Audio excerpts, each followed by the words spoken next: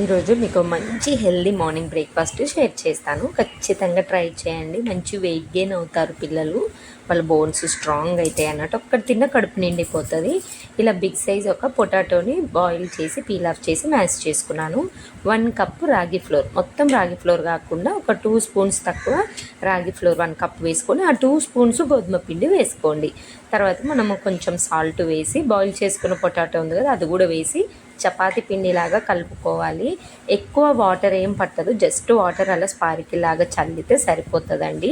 Next కొంచెం oil వేసి ఈ విధంగా డౌలాగా తయారు చేసి పక్కన పెట్టుకోండి.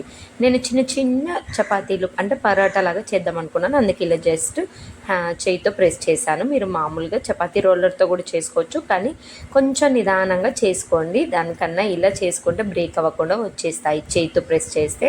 ఈ విధంగా చిట్టి చిట్టి పరోటాలు టొమాటో చట్నీ కాంబినేషన్తో బాగుంటుంది. ఈ చట్నీ నేను ఆఫ్టర్నూన్ షేర్